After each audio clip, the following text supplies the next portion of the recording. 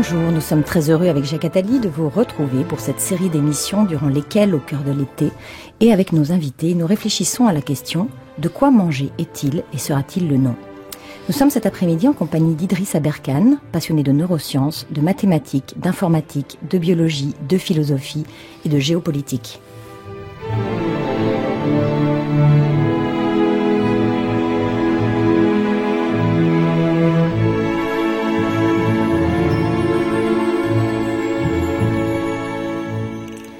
Idriss Aberkane, bonjour. Bonjour. Vous avez 30 ans, 3 doctorats, monté 3 entreprises, vous enseignez à Centrale Supélec, vous donnez des conférences à travers le monde entier, vous écrivez. Alors, puisqu'ensemble, aujourd'hui, nous allons parler de se nourrir, je vais aborder le sujet par la métaphore. Est-ce que votre soif de connaissance est liée à votre appétit de vivre ? Alors, tout à fait. Pour moi, la connaissance est une nourriture. Le 21e siècle a cette caractéristique qu'il devient un siècle de l'immatériel. Vous savez, notre cerveau est très conditionné à voir la dimension matérielle des choses. Le monde matériel est beaucoup plus facile à voir pour notre cerveau parce que c'est le monde que l'on peut manger ou qui peut nous manger. Et c'est pour ça que le monde immatériel demande un effort à notre cerveau.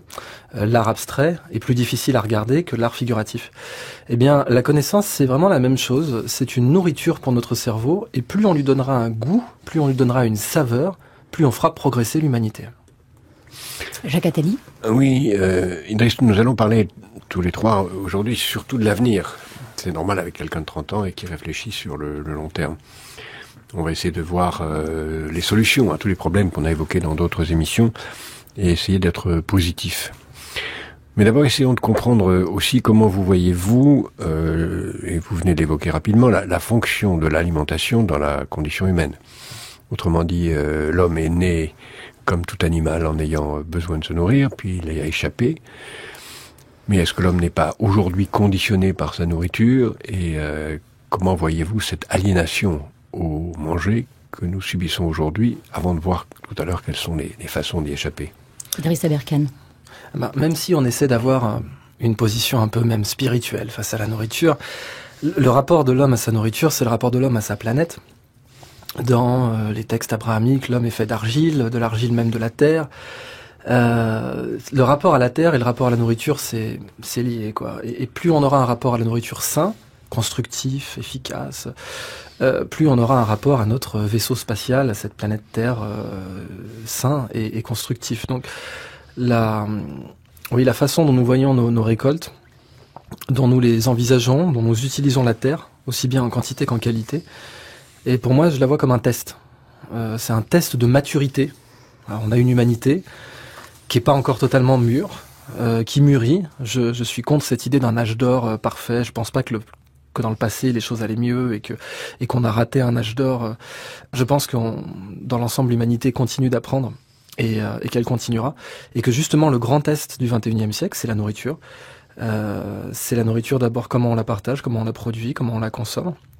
Pourquoi aussi on la consomme ? Par quels moyens ? Et aujourd'hui, vous savez qu'on a cet engouement pour les exoplanètes, par exemple.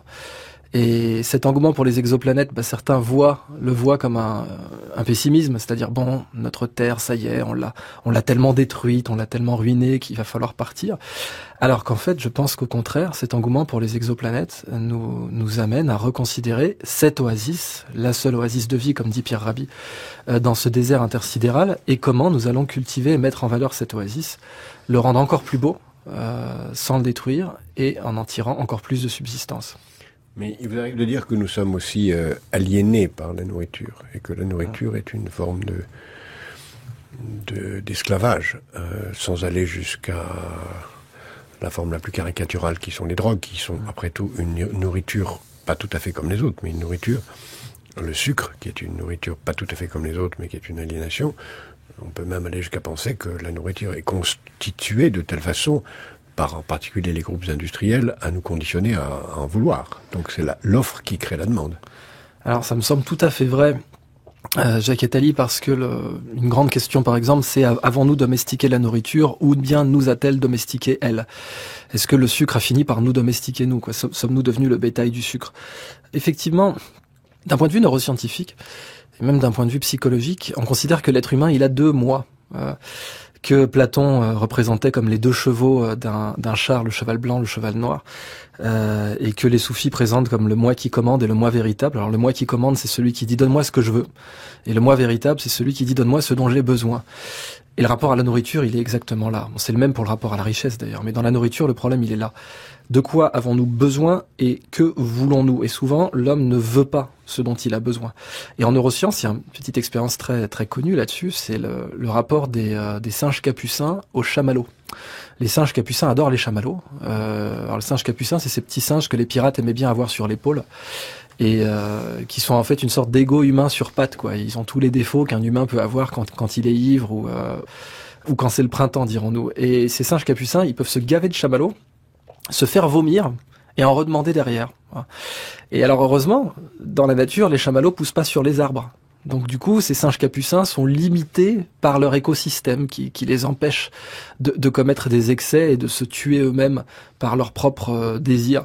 Et l'humain, pour l'humain, les chamallows poussent sur les arbres. Alors heureusement, l'humain a un cerveau un peu plus avancé que celui du singe capucin, notamment avec un lobe frontal très développé qui lui permet de peser le pour ou le contre et d'essayer d'aller au-delà de son moi qui commande.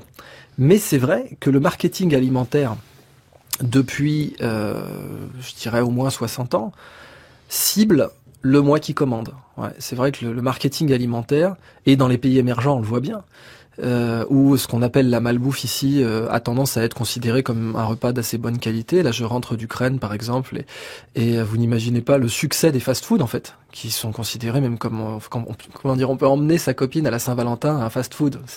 C'est considéré comme plutôt du haut de gamme. Eh bien, ce marketing alimentaire-là, il faut qu'il ait vécu. Il faut en tourner la page parce que c'est pas en jouant sur le moi qui commande qu'on va améliorer notre nourriture, notre santé et puis notre humanité, quoi. Alors, qu'est-ce que vous imaginez comme alternative? On voit aujourd'hui que les humains, dans les pays qui ont fait leur transition industrielle, sont plus seulement sur la quantité, quand ils achètent de la nourriture. On commence à voir un succès qui se dément pas année après année, du commerce équitable, il y en a qui sont bien sûr que des étiquettes, mais si on regarde la tendance générale, si on prend du recul sur le tableau, sans regarder point par point, parce que c'est vraiment comme un tableau impressionniste, on voit une tendance générale qui est quand même très optimiste, où le consommateur aujourd'hui essaie d'être un consumacteur. Et la consumaction est quelque chose qui est là pour rester, c'est pas une mode. De plus en plus de gens aiment faire savoir qu'ils ont, à tort ou à raison, eu un impact sur les producteurs, qu'ils ont eu un impact sur l'environnement, sur la terre, qui produit le bien qu'ils ont consommé. Et c'est une tradition qu'on a bien en France, puisque la culture de la vigne, typiquement, avait cette identité-là. La vigne était une culture qui, bien sûr, ne vient pas de France. Les premières vignes viennent de Géorgie, je crois. Était une culture qui devait, comme disait Pierre Rabhi, être le thérapeute de la terre. On soignait la terre en mangeant, au lieu de l'épuiser.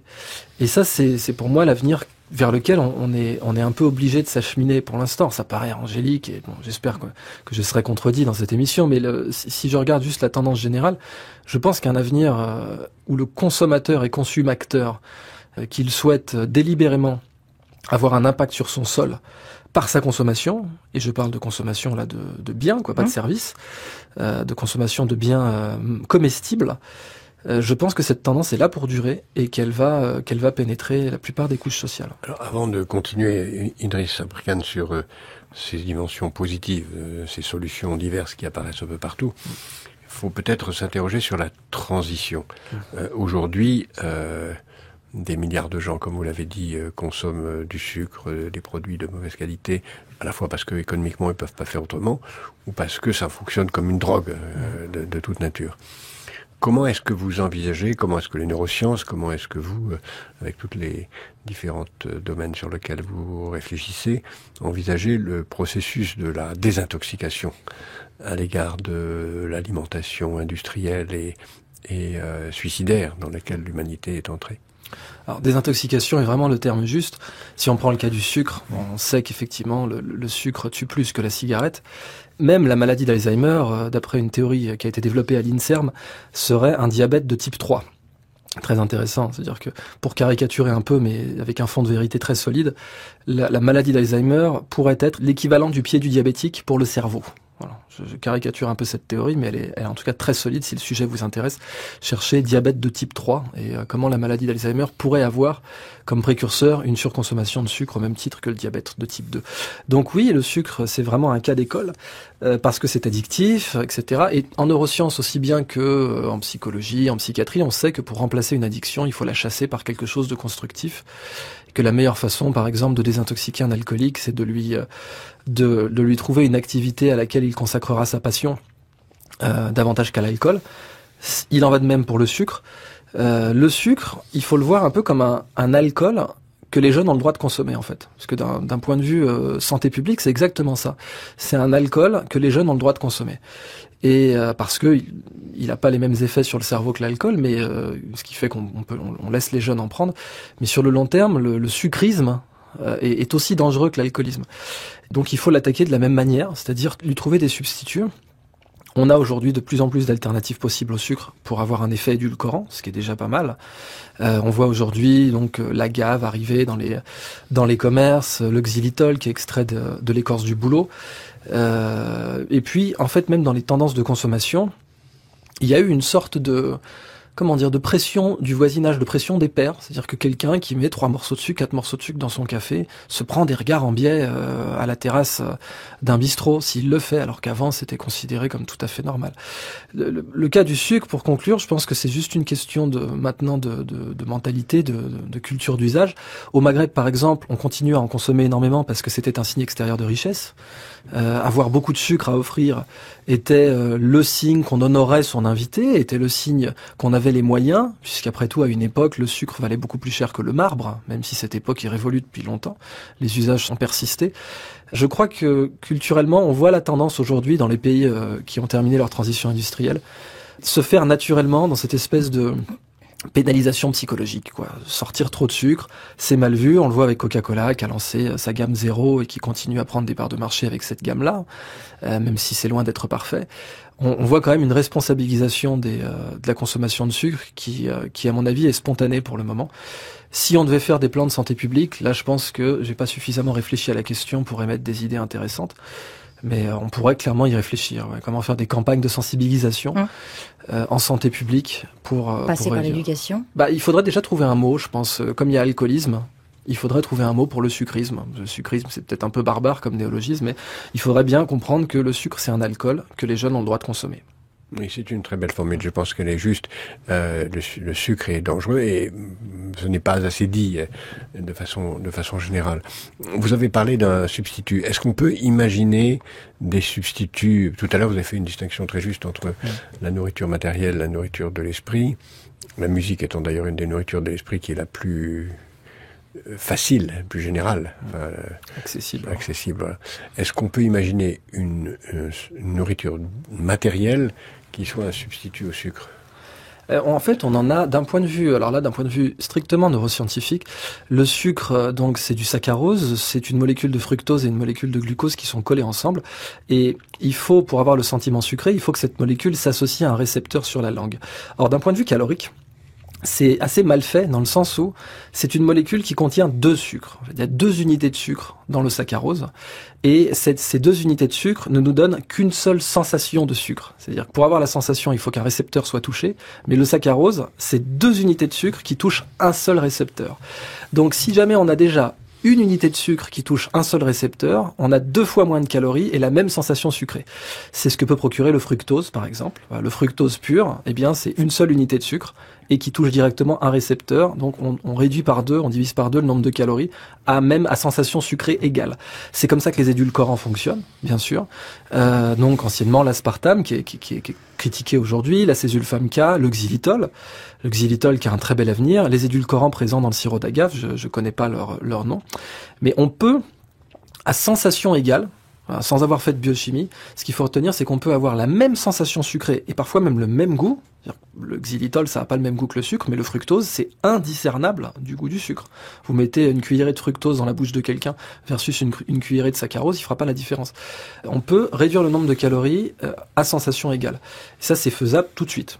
Et on pourrait le faire de plein de manières différentes dans tout ce qui est confirmez que ne pas manger de sucre du tout n'est pas mauvais pour la santé. Alors, de ne pas manger de sucre rapide du tout n'est pas mauvais pour la santé. Donc il faut bien faire cette distinction entre sucre rapide et entre sucre amidon et évidemment, si on mange pas d'amidon ou de polymères, de polysaccharose, enfin de polymères du glucose par exemple, donc l'amidon en est un, évidemment là c'est dangereux. Mais ne pas manger de sucre raffiné ne pose aucun problème. Par contre, ce qu'il faut observer, c'est cette espèce de tension. On sait que les populations urbaines sont frustrés en général, de toutes sortes, de toute manière. Vivre en ville, c'est vivre une expérience de frustration. Le trafic nous frustre, les déplacements, les transports en commun, la publicité, le marketing est basé sur une frustration. C'est-à-dire, la plupart des produits vont associer le sexe à leur image et donc une frustration, puisque l'idée, quand on associe une image à un produit, c'est de faire en sorte que le cerveau ait l'impression d'acquérir cette image quand il acquiert le produit, et ça crée une sorte de tromperie permanente où on frustre le cerveau. Et face à cette frustration, le cerveau est beaucoup plus sensible aux addictions.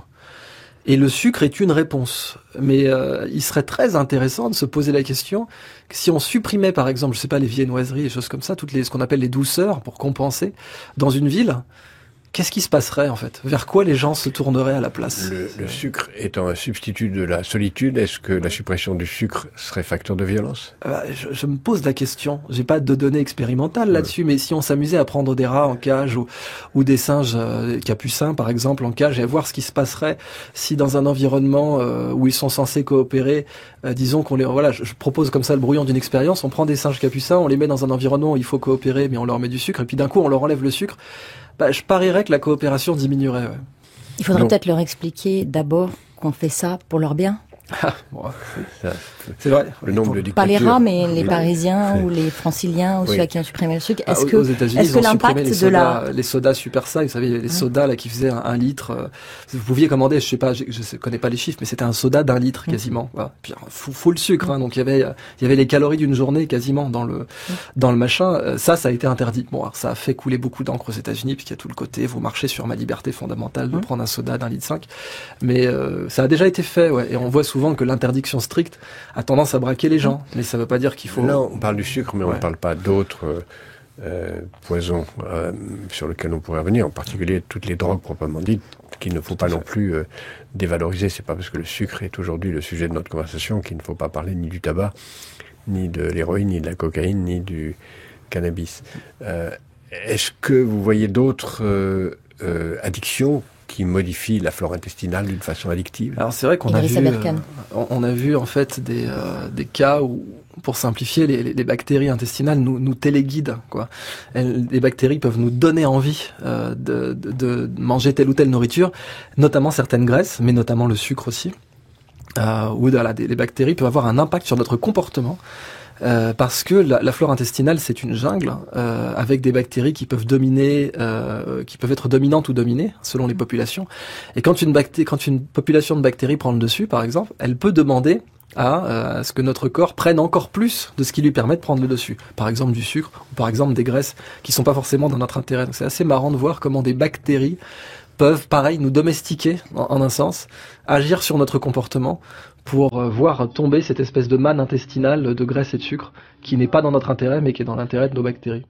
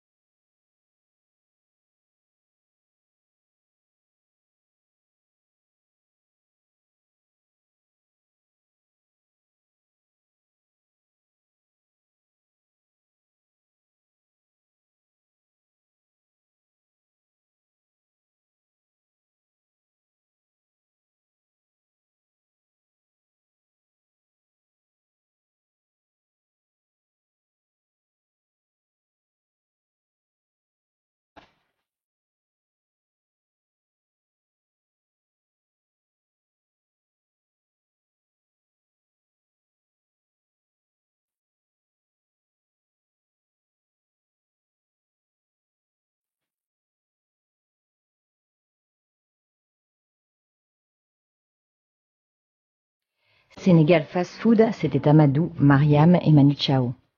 Jacques Attali, nous recevons aujourd'hui Idriss Aberkane. Idriss Aberkane, nous avons parlé de différentes dimensions des relations entre l'addiction et la nourriture. Avant de venir aux solutions positives de tout ça, un dernier point sur la dimension neuroscientifique des rapports entre la nourriture et le corps et l'esprit. Comment gérer le problème de la satiété ?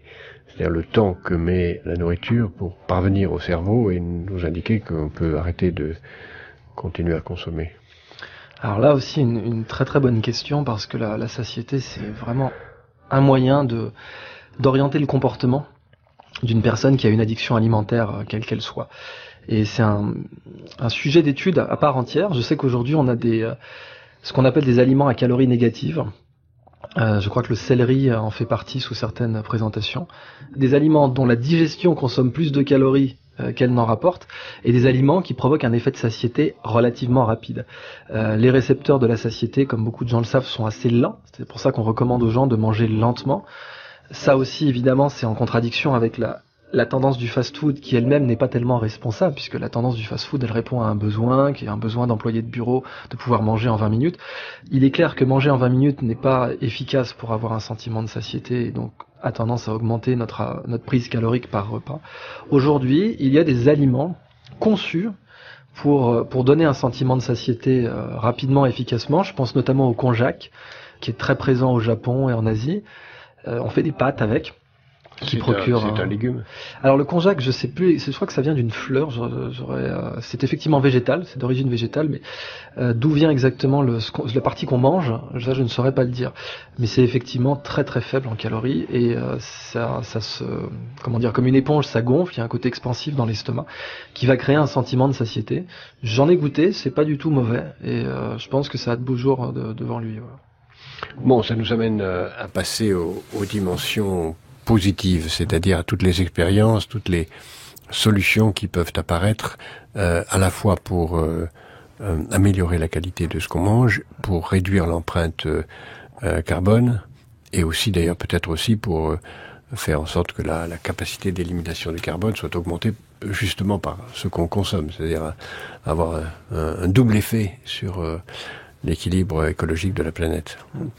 Ouais, je pense que effectivement la meilleure façon de soigner la Terre, c'est d'essayer de résoudre plusieurs problèmes avec une seule solution.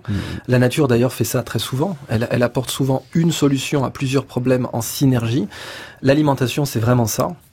Il est possible aujourd'hui, pour le dire clairement et simplement, il est possible de soigner à la fois la Terre et notre corps en même temps. On peut soigner notre corps et notre planète par notre agriculture. Il y a des aliments dont la culture a un impact extraordinaire sur la planète. Je pense notamment à la spiruline, qui a été étudiée avec la France comme un des leaders d'ailleurs dans la recherche sur ce domaine dès les années 60, même avant d'ailleurs dès les années 40, mais la France était leader dans les années 60 sur les études sur la spiruline. La spiruline peut être utilisée pour séquestrer du carbone, même si c'est pas l'algue la plus performante. Elle a un avantage, c'est que sur le plan alimentaire, elle est extraordinaire. Alors expliquez que la spiruline est une algue qu'on peut cultiver dans la mer et aussi hors de la mer. Tout à fait, ouais. La spiruline, en fait, ce sont des cyanobactéries, donc les premières bactéries, les premières algues, les ancêtres des algues, les ancêtres de toutes les plantes vertes d'ailleurs. Apparu il y a plus de 3 milliards d'années. C'est ça, apparu il y a plus de 3 milliards d'années, et à l'origine de l'oxygène sur Terre. Et cette spiruline, donc peut-être cultivée dans la mer, c'est vrai, peu de gens le savent. On commence à faire de la spiruline marine. Et au départ, je sais plus si c'est les Incas des peuples précolombiens la cultivaient et en faisaient des pains qu'ils stockaient, parce que les propriétés alimentaires de la spiruline sont extraordinaires, et les propriétés aussi qu'on appelle nutraceutiques, c'est-à-dire une nutrition qui a des principes actifs et qui a un impact pharmaceutique observable, mesurable expérimentalement. On sait que la spiruline est anticancéreuse. Par exemple, des mâcheurs de tabac de Kerala en Inde, on a fait 2 cohortes. On a suivi des mâcheurs de tabac. Les uns, on leur donnait un verre d'eau sucrée tous les jours, donc un placebo, quoi. Et les autres, on leur donnait un verre de spiruline. Eh bien, les tumeurs précancéreuses dans la bouche de ces mâcheurs de tabac ont diminué significativement chez les mangeurs de spiruline. Donc, on est sur un aliment avec lequel on peut faire des pâtes, du pain, on peut la présenter de plein de manières différentes. Aujourd'hui, dans les boulangeries un peu chic, c'est de très bon genre de faire une baguette à la spiruline. Et les pâtes à la spiruline sont en progression constante. On fait aussi des smoothies avec. Donc, ce qu'il faut comprendre comme philosophie générale, parce que la spiruline est un cas parmi d'autres. On va en citer d'autres. Voilà, il y a la chlorelle, il y a plein d'autres algues, mais il y a aussi bien sûr des cultures agricoles plus classiques. C'est que il faut soigner la terre et l'homme en même temps. Et que, en fait, le résumé, c'est quoi? C'est que ce qu'on appelait l'économie verte avant, parce qu'elle est dépassée aujourd'hui, cette économie. Ce qu'on appelait l'économie verte, elle se résumait à tout ce qui est bon pour moi et tout ce qui est bon pour la planète est cher. Et tout ce qui est mauvais pour moi et tout ce qui est mauvais pour la planète est pas cher. Et le problème, il est là. Hein. C'est ce qui fait pourquoi les pays émergents prennent de la malbouffe. Pourquoi en Inde, on mange plus facilement des burgers et des chips? Pourquoi au Brésil? Pourquoi en Chine? Parce que ce qui est mauvais pour nous et mauvais pour l'environnement n'est pas cher. Et ce qui est bon pour nous et bon pour l'environnement est cher. Donc on peut pas aller dire aux pays émergents, prenez des choses chères, soyez gentils. Ils ne nous suivront pas là-dessus. Ce qu'il faut faire, c'est leur démontrer qu'il existe des solutions qui sont bonnes pour nous et bonnes pour l'environnement, qui sont intrinsèquement moins chères. Et ces solutions existent. Et qui sont locales. Et qui sont locales, bien sûr. Oui, absolument. C'est très important de le souligner. Ces solutions sont locales. Vous pouvez peut-être nous parler à ce moment-là, Idriss Aberkane, de l'expérience que vous menez en ce moment au Sénégal. Ah, merci beaucoup alors d'amener ça. Oui, je cultive au Sénégal du moringa, que les Sénégalais appellent le never die, parce que c'est donc une déformation de l'anglais never die, qui ne meurt jamais.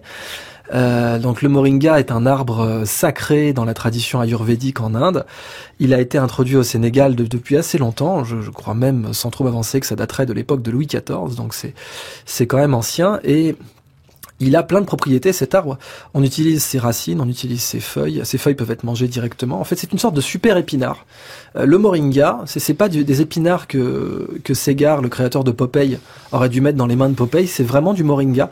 Je crois que c'est 7 fois plus de fer que les épinards, qui eux-mêmes d'ailleurs n'étaient pas si riches que ça en fer. C'était une légende, l'histoire des épinards riches en fer. 7 fois plus riches en tout cas en fer que les épinards, plus riches en vitamine A que la carotte, plus riches en potassium que la banane, en vitamine C que les oranges, etc. Et c'est une plante qui était laissée à l'abandon, quoi. Elle entrait pas dans le régime alimentaire. Vous savez, comme disait Villon, je meurs de soif au pied de la fontaine. Mais il y a plein de situations comme ça où nous on meurt de faim au pied de la solution. Par exemple, il y a le moringa au Sénégal, il y a la figue de Barbarie au Maghreb, que plein de pays n'exploitent pas. Alors que la figue de Barbarie, bien sûr, est comestible et son huile alimentaire, l'huile végétale de pépins de figue de Barbarie est l'huile la plus chère au monde. Donc il y a plein de situations où sous nos yeux, on a la solution à des problèmes parfois géopolitiques. Il y avait la châtaigne. Ah, la châtaigne, tout à fait, qui revient, heureusement maintenant. En fait, ma théorie personnelle là-dessus, c'est que les pays qui mangent un peu de tout dans leur monde agricole sont des pays qui ont connu la famine en général. Quand vous avez connu la famine, vous mangez la queue de bœuf, vous mangez la langue de bœuf, vous mangez la cervelle, vous mangez les pattes de poule, j'ai vu ça aussi. Et bien sûr, la châtaigne, le pissenlit. Le pissenlit, c'est des salades très chics. On voit très peu de salades de pissenlit à Paris. Bon, il y a plein de trucs comme ça, effectivement. Le problème vient de l'uniformisation des goûts, qui fait que quand quelqu'un passe une commande, parce que pour manger, il faut passer commande, en fait, quelle que soit la situation, soit il faut aller au supermarché, il faut avoir une idée de ce qu'on va manger. Et le fait de devoir avoir une idée à l'avance de ce qu'on va manger fait que s'il n'y a pas une diversité intellectuelle dans le nombre d'idées de plats possibles, eh bien, il peut pas y avoir une diversité agricole non plus. Reprenons l'exemple du moringa. Comment imaginez-vous que le moringa renaisse, revive, tant au Sénégal ou en Afrique qu'en Europe? Alors, ce que j'aime avec le moringa, c'est qu'il illustre vraiment l'idée de soigner la terre et de soigner l'homme en même temps. Le moringa régénère les sols. Moi, je m'y suis intéressé parce qu'au départ, je plantais du riz au Sénégal. Et le riz, déjà, était utilisé pour aggrader, ou on parle aussi d'aggrader les sols, donc le contraire de dégrader. Aggrader des sols qui avaient été stressés par la canne à sucre. Parce que la canne à sucre est une des plantations les plus stressantes pour un sol. Et si on veut épuiser rapidement un sol, la canne à sucre, on en revient au sucre, la canne à sucre est une des façons les plus rapides d'épuiser un sol. Donc on avait commencé avec le riz. On s'est rendu compte que c'était très coûteux, que c'était, en plus l'agriculture n'est pas subventionnée au Sénégal pour les petits producteurs, donc c'était pas un modèle qui pouvait marcher. Et donc on s'est dit, regardons ce que faisaient les anciens peuples quand ils voulaient aggrader un sol, parce que les anciens peuples avaient quand même souvent des mythes qui les encourageaient à laisser aux générations suivantes une terre plus valable que quand ils l'ont trouvé. Donc ça incluait les canaux d'irrigation, planter certaines espèces, etc. Ou ce fameux vieux proverbe arabe qui disait que les obligations d'un homme doivent être de creuser un puits, de planter un arbre et d'avoir un enfant. Eh bien, ces vieilles notions qu'on trouve dans toutes les civilisations, qu'il faut laisser une terre à nos enfants supérieure à celle qu'on a trouvée, elles œuvrent à encourager notamment les agricultures pérennes.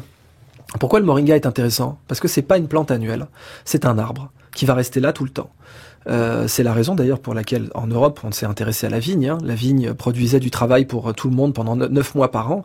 C'était pérenne. On laissait en héritage des vieilles vignes qui avaient encore plus de valeur que quand on les avait implantées. Pour le moringa, c'est pareil. Ce sont des arbres. Ce sont des arbres qui produisent une alimentation parce que les feuilles sont comestibles directement, sans aucune cuisson. On peut les manger comme ça. Et on peut utiliser d'autres parties du moringa d'ailleurs pour assainir l'eau. Le moringa est utilisé pour assainir l'eau potable parce qu'il chélate certains éléments qui peuvent nuire à la potabilité de l'eau. Donc voilà, c'est réenvisager l'agriculture. Chélate, c'est-à-dire qu'il... Ah oui, pardon, il précipite, quoi, si voilà. vous voulez, voilà, les petits précipités colorés qu'on faisait en cours de chimie. Et cette notion d'agriculture pérenne, elle est très intéressante parce que les Indiens, si on vient à cette notion de l'agriculture du XXIe siècle, il y avait une légende indienne, je crois que c'était chez les peuples Cris, la légende des prairies domestiques. Et les prairies domestiques, c'était l'idée qu'on puisse domestiquer non pas une espèce, mais un écosystème entier. C'est-à-dire que le nouvel horizon de la domestication, vous voyez une prairie, il y a plein d'espèces, on voit plein de fleurs. C'est pas une monoculture. La prairie, c'est une société de plantes. D'ailleurs, on parle même aujourd'hui de phytosociologie, parce que les plantes communiquent entre elles et à un niveau qu'on n'avait absolument pas soupçonné il y a 15 ans. Et cette phytosociologie qu'on trouve sur une prairie, eh bien, il serait possible de la domestiquer de sorte à avoir une unité de terrain qui produit plusieurs espèces vivrières échelonnées, étalonnées dans l'année, c'est-à-dire certains mois ça produit ça, certains autres mois ça produit ça. On aurait un patch de terre, une unité de terrain qui produirait 9 mois par an, sans travail mécanique des sols et sans intrants, et sans pesticides, sans produits phytosanitaires. Et cette légende indienne, elle a été étudiée par un spécialiste en agronomie qui s'appelle Wes Jackson, qui l'a étudiée pendant 20 ans, et qui a amené la conclusion absolument sans ambiguïté que cette technologie est possible, et aujourd'hui l'agence spatiale japonaise l'étudie pour faire de l'agriculture dans l'espace. Donc on a des Indiens qui nous donnent des conseils sur des méthodes de production alimentaire en conditions difficiles. L'espace, on connaît rarement plus difficile comme condition de production. Tout ça nous montre que on peut cultiver sur Terre différemment en ayant une vision pérenne de l'agriculture. Avant de venir à d'autres solutions urbaines, regardons un autre domaine dont on n'a pas parlé, ou à peine évoqué, c'est la mer. Les poissons, la nourriture maritime, qui aujourd'hui est une nourriture qui bascule, puisqu'on est à une année près où l'aquaculture va dépasser la pêche, c'est-à-dire qu'on rentre vraiment dans le domaine de l'artefact, avec tout ce qu'on sait sur le fait qu'un tiers des poissons contiennent des déchets plastiques aujourd'hui. Comment vous imaginez l'avenir et la place de la mer dans la consommation alimentaire? Idrissa Berkane. Ouais, là aussi vraiment une question très à propos parce que il faut cultiver la mer. Et il faut surtout pas reproduire les erreurs qu'on a faites sur Terre dans la mer. Quand on cultivera la mer, il faudra la cultiver pas en calquant directement les méthodes d'agriculture terrestre sur la mer. Mais notre rapport à la mer aujourd'hui, c'est un rapport de chasseur-cueilleur. C'est dingue, hein, on est au XXIe siècle. Et on a encore une attitude de chasseur-cueilleur vis-à-vis de la mer. On a encore une attitude du néolithique, du paléolithique, excusez-moi, même pas du néolithique, du paléolithique, de l'âge de pierre profond, avec la mer. C'est-à-dire qu'on prend l'immense majorité des pêcheurs, et même des États, ne savent même pas où les poissons se reproduisent. Quand vous demandez, pour les stocks les plus importants, si, mais il y a une ignorance de où un poisson, une ressource halieutique se reproduit. Vous demandez à la plupart des gens, ils savent absolument pas. Pourtant, il suffirait de sanctuariser quelques zones des océans pour voir les ressources halieutiques se renouveler même dans les situations de stress actuelles. En fait, ce qui fait qu'on stresse les océans aujourd'hui, c'est qu'on a une attitude de chasseur-cueilleur, mais qu'on est 7 milliards sur Terre. Et les chasseurs-cueilleurs, ça allait. À l'époque où on était 100 000 sur Terre, c'était jouable. Mais aujourd'hui, on est 7 milliards et on a la même attitude. Il faut bien sûr renouveler nos stocks, et c'est là qu'on se rend compte qu'on a une marge de manœuvre gigantesque sur les océans, parce qu'on ne les cultive pas. On pourrait créer des récifs artificiels. On voit déjà les Japonais qui commencent à couler des épaves et qui commencent même à couler des récifs qui ont été préconstruits. C'est plus seulement des bateaux, c'est des récifs préconstruits qu'ils vont couler pour pouvoir faire de la thalassoculture. On a plein d'exemples comme ça qui sont pas encore employés. On peut cultiver des algues. Les Coréens cultivent des algues dans leurs eaux territoriales pour faire du biofuel, mais aussi pour faire des algues alimentaires. Il y avait des cultures de haricots de mer en Irlande et dans tout ce qu'on appelle, dans le golfe de Gascogne, donc tout autour de, je crois que ce que les Américains appellent la mer Celtique ou l'océan Celtique. Et c'est vrai que la culture celte littorale utilisait beaucoup ces cultures-là. Donc on a, là où il faut être optimiste, c'est qu'on a une marge de progression gigantesque pour cultiver la mer, les alginates, etc., les algues, voilà, en général, les poissons aussi, les crustacés. Il faut que nous arrêtions d'être des chasseurs-cueilleurs. On peut pas être un chasseur-cueilleur avec un bateau de pêche usine géant. Aujourd'hui, il faut renouveler les stocks. Il y a plein de solutions qui s'offrent à nous. Il faut voir la prolificité, par exemple, des poissons. Quand les poissons ont un essaim ou des alevins, c'est en très grande quantité. La nature ensuite va prélever ces alevins, mais si nous les élevons, nous pouvons avoir d'énormes rendements sans polluer les océans.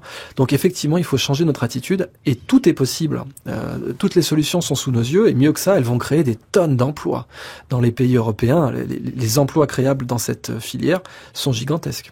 Selon vous, par qui ça va passer toutes ces innovations? Qu'est-ce qui doit lancer des innovations en matière de agricole? Parce qu'on parle des petits producteurs qui doivent expérimenter de nouvelles manières de travailler, de produire, du consommateur qui doit être un acteur. Mais comment est-ce que l'information, comment est-ce que la connaissance arrive jusqu'aux petits producteurs? Alors, vous avez, ça aussi c'est une très bonne question. Il faut tout croiser. Voilà. La connaissance, elle pénètre beaucoup mieux une population quand elle est multicanale. C'est-à-dire qu'on passe par les enfants, on passe par les parents, on passe par la radio, la télé, Internet, ce que vous voulez, l'État, mais aussi bien sûr la société civile, qui est la vraie puissance aujourd'hui sur Terre. Eh bien, je vais vous citer un exemple que j'ai vraiment beaucoup aimé, c'est celui du conchiliculteur et ostréiculteur Florent Tarborièche. Il est dans l'étang de Thau, et ce monsieur, qui est tout à fait brillant, a inventé, et breveté même, donc Cocorico, un brevet déposé en France, une méthode pour cultiver des huîtres d'excellente qualité dans l'étang de Thau, à côté de Sète, où il n'y a pas de marée. Alors, normalement, les huîtres, pour qu'elles aient une bonne qualité, il faut qu'elles soient stressées par des marées. Il faut qu'elles aient des périodes immergées et des périodes émergées. Lui, il n'avait pas ça. Alors, il a mis des panneaux solaires sur ses cordes, je ne crois pas que c'est sur cordes, vraiment sur ces huîtres, et les panneaux solaires les sortent, les exondent, comme on dit, les sortent de l'eau régulièrement, donc c'est un peu du bodybuilding pour huîtres, quoi. Ça force l'huître à se muscler pour bien être étanche, ça la force à prendre un volume plus grand aussi, ça va donner un petit goût de noisette à sa chair parce que elle est riche en glycogène. Et donc on a et en plus possibilité éventuelle d'avoir des huîtres perlières dans la région. Je ne vous en dis pas plus, c'est semi-confidentiel. Mais ce qui est extraordinaire, c'est qu'aujourd'hui ce monsieur, il est consulté au Japon, il est consulté en Louisiane, il est consulté à San Francisco, parce qu'il a décidé d'irriguer son territoire de connaissances. Et en fait, tout le sujet est là. Il faut irriguer la terre et la mer de notre savoir. Et si nous irriguons la terre et la mer de notre savoir, nous allons augmenter nos rendements, nous allons protéger la planète, nous allons augmenter nos emplois, nous allons augmenter le bien-être de ceux qui exerceront l'emploi. Et pour irriguer de la connaissance, vaste programme. Je sais que par exemple, professeur... Pour ne parler que de lui, par exemple, comment est-ce qu'il a fait? Quel relais a-t-il choisi? Alors lui, c'est spontané. Il a médité, quoi. D'ailleurs, son exploitation s'appelle Médito, parce que c'est l'étang de Thau. Et il a médité et il s'est dit, bon, qu'est-ce que je peux bien faire? Parce que il faisait essentiellement des moules au volume. Et il était ravi de le faire, mais il avait envie de faire autre chose en plus. Et il s'est dit, bon, moi, je peux pas faire des huîtres qui soient de bonne qualité, parce que j'ai pas de marée. Voyons les solutions plutôt que le problème. De la même façon que les Aztèques à Teotihuacan avaient des canaux d'irrigation complètement dingues. Vous savez, c'était la Venise de l'Amérique, cette cité que Cortés a détruit. Eh bien, il y a des solutions, en fait, d'une façon générale. On sait que les civilisations qui se sont retrouvées sur des terres ingrates, très ingrates, sont des civilisations qui ont excellé dans la connaissance.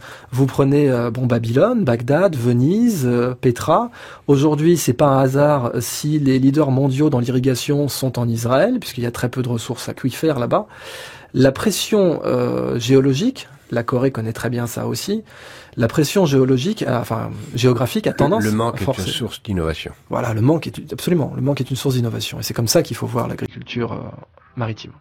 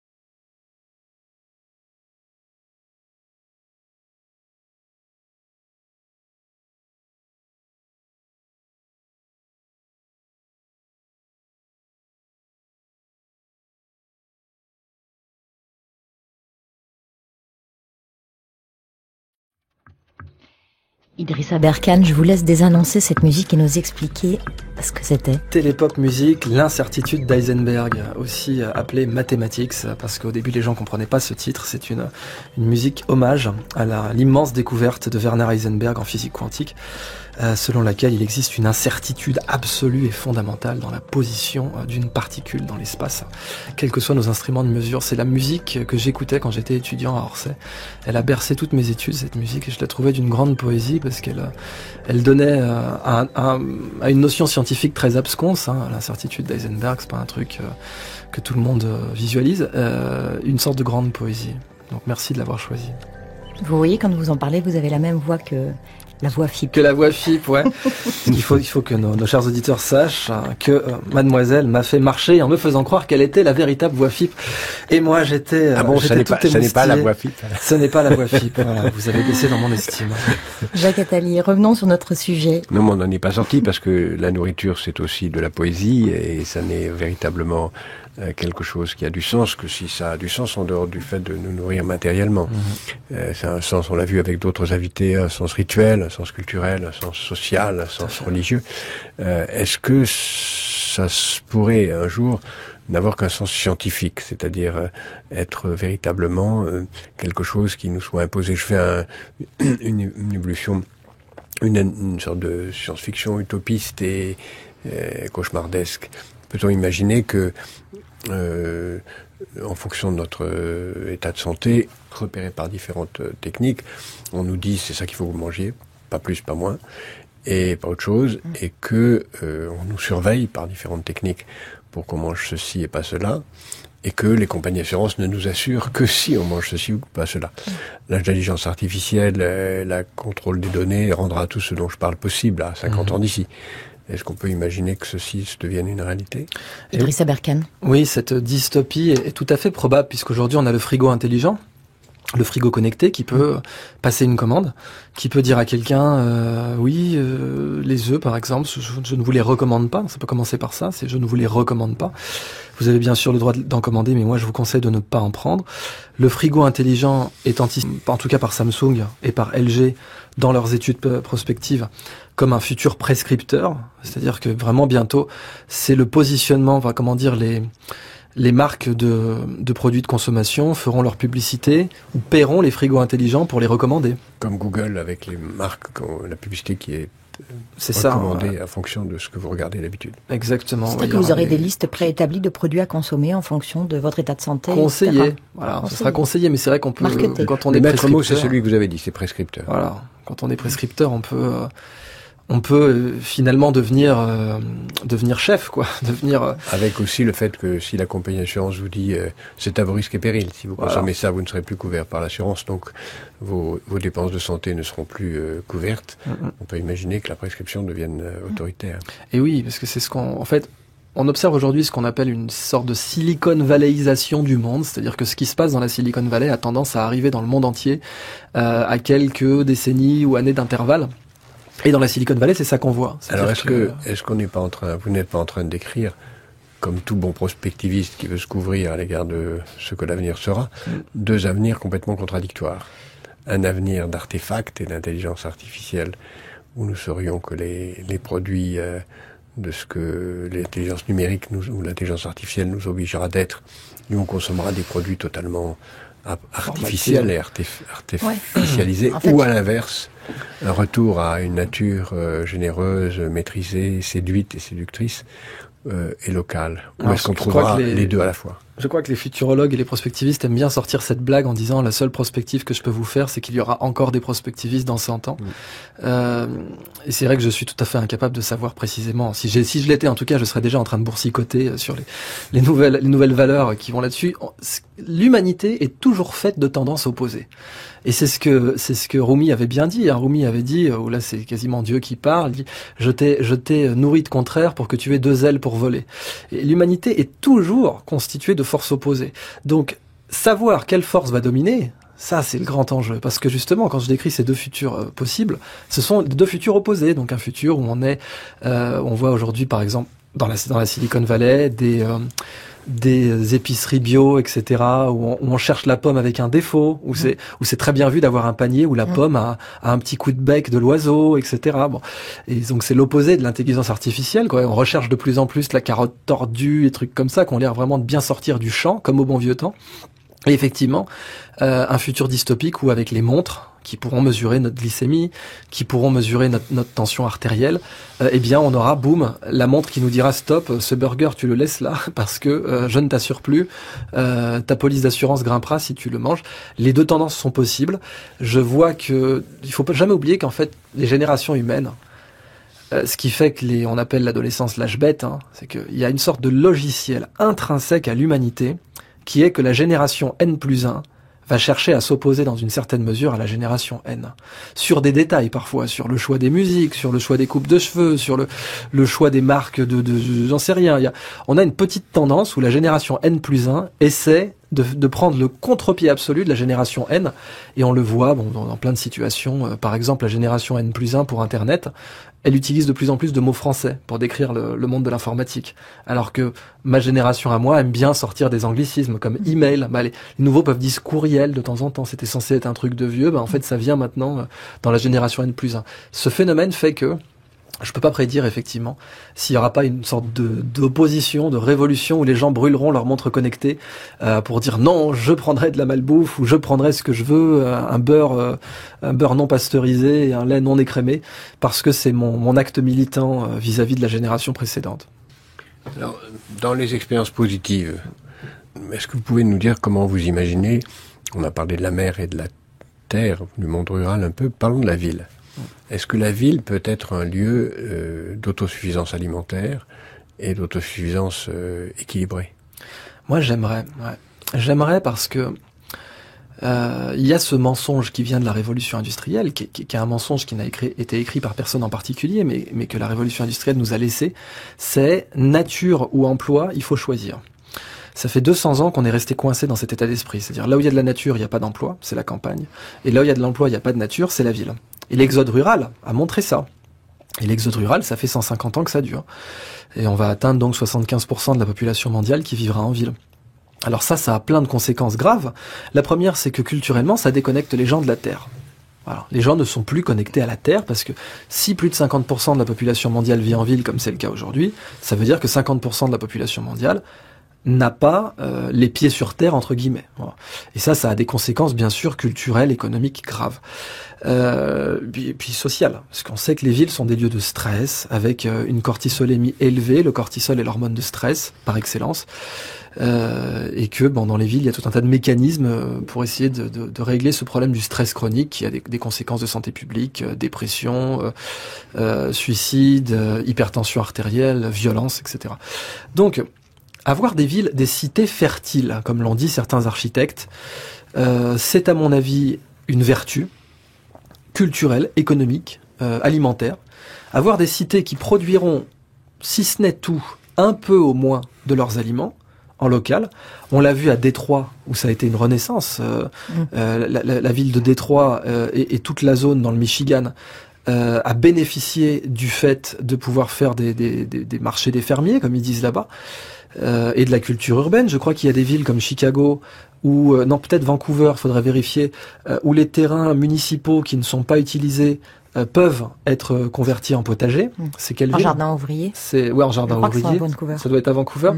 Il y a d'autres où les toitures végétalisées alimentaires sont encouragées. Donc c'est une tendance intéressante qui date de l'Antiquité, les jardins suspendus de Babylone, même si les jardins suspendus avaient une dimension vivrière, d'après certains archéologues. On peut donc imaginer des cités fertiles, puisque de toute façon, en parallèle, on observe aujourd'hui que la campagne reçoit de plus en plus de services. Alors c'est vrai que c'est malvenu de dire ça quand on voit la période des déserts médicaux, là, avec la France, mais on peut, grâce à Internet, avoir de plus en plus de qualité de service à la campagne. Donc ça pourrait parallèlement réduire l'exode rural. Je pense qu'il faut ramener la terre au cœur des cités, oui. En France, on en est où sur ce point-là ?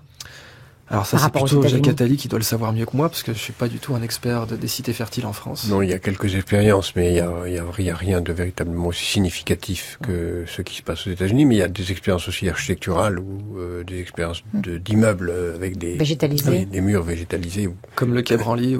D'ailleurs, je crois que ça a été inventé en France. Oui, exactement. Et pas seulement de façon décorative, mais on commence à imaginer même des potagers le long des fenêtres dans des grands immeubles. Est-ce qu'en fait, toute cette notion de mieux se nourrir, de mieux vivre, de mieux être, c'est pas qu'une histoire de riches, finalement, Idriss Aberkane ? Justement, c'est vraiment ça qu'il faut attaquer. Comme je vous le disais, la green economy, c'est tout ce qui est bon pour moi est bon pour l'environnement est cher. Tout ce qui est mauvais pour moi est mauvais pour l'environnement est pas cher. Et cette économie-là, elle est intéressante parce que c'est une première marche, mais elle est insuffisante, c'est clair. Parce qu'on ne peut pas dire aux pays émergents, à la Chine, à l'Inde, au Brésil, les gars, il va falloir que vous mangiez plus cher pour la planète, et surtout que vous ne fassiez pas comme nous. Parce que c'est ça le problème quand on se pose en donneur de leçons, c'est que nous, pendant les 30 Glorieuses, on a fait précisément ça. Donc il y a d'autres paradigmes économiques qui ont émergé depuis. Je pense au cradle to cradle.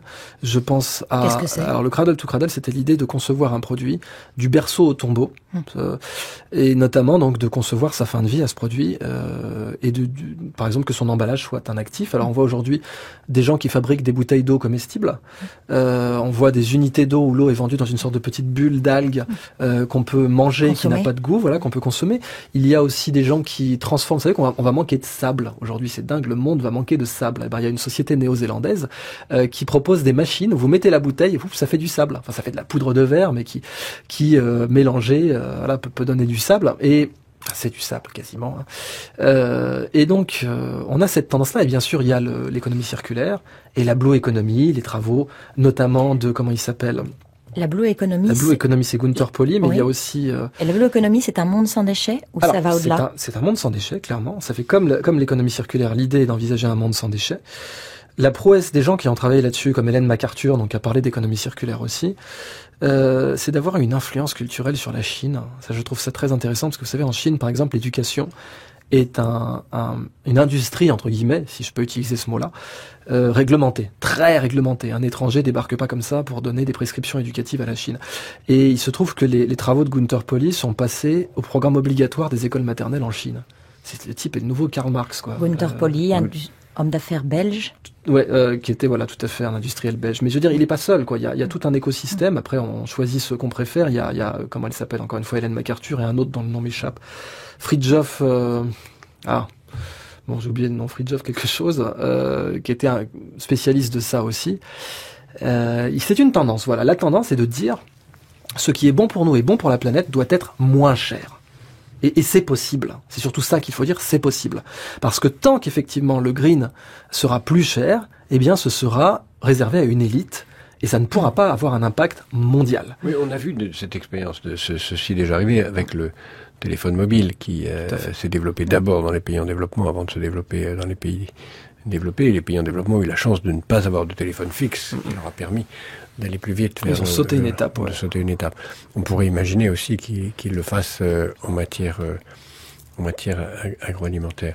Qu'est-ce que vous donneriez dans les quelques minutes qui nous restent comme conseil, comme prescription à ceux qui nous écoutent en termes de comportement? Qu'est-ce que eux peuvent faire pour participer, autrement qu'en spectateur, à un monde meilleur? Idriss Aberkane. Alors, ce que j'ai écrit dans mon livre, qui est plutôt sur le cerveau, c'est que notre cerveau est comme un smartphone, quoi, comme un téléphone mobile. Il a des applications qui tournent. Certaines applications viennent du constructeur, c'est-à-dire qu'on a des applications à la naissance, par exemple la peur d'être abandonné, c'est une application qui est à la naissance. Et puis il y a d'autres applications qui ont été installées par nos parents, et par notre environnement, par nos professeurs, par nos pères, PAIR. Et la meilleure façon de vivre libre, c'est d'être capable de désinstaller une application. Et c'est valable aussi pour nos habitudes alimentaires.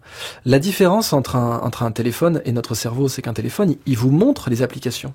Vous avez la liste, c'est très bien fait, un téléphone, vous pouvez choisir quelle application vous enlevez et quelle application vous installez. Mais pour notre cerveau, on ne voit pas la liste. On ne voit absolument pas la liste de nos habitudes, de nos usages.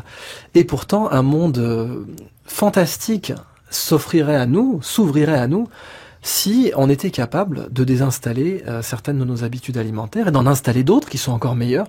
Pour conclure, moi je vous renvoie aux excellents travaux d'Alain Passard. Alain Passard est chef 3 étoiles à Paris. C'est le chef de l'arpège, mais ses modes de production agricole et ses recommandations de consommation sont extraordinaires. Et je pense que ce monsieur devrait être au ministère de l'Agriculture. Donc je ne vous déflore pas le sujet, je vous laisse regarder ce que fait le brillantissime Alain Passard et la façon dont il envisage la production et la consommation et comment il l'a fait dans sa vie personnelle, c'est-à-dire comment il a désinstallé dans sa tête les vieilles habitudes qu'il avait. Si tout le monde faisait comme lui, le monde serait transformé. Ça voudrait dire que les savoirs pourraient prendre le dessus sur les saveurs?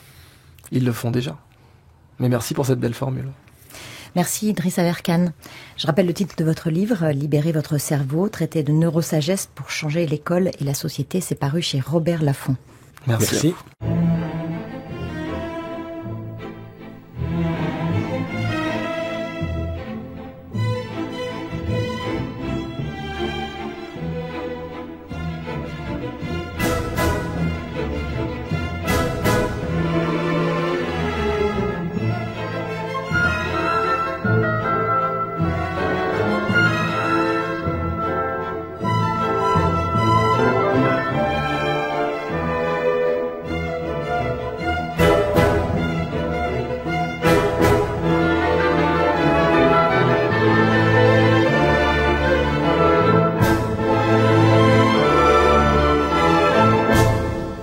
C'était Le Sens des choses, à la réalisation Doria Zénine, à la technique cet après-midi Célia Dufour.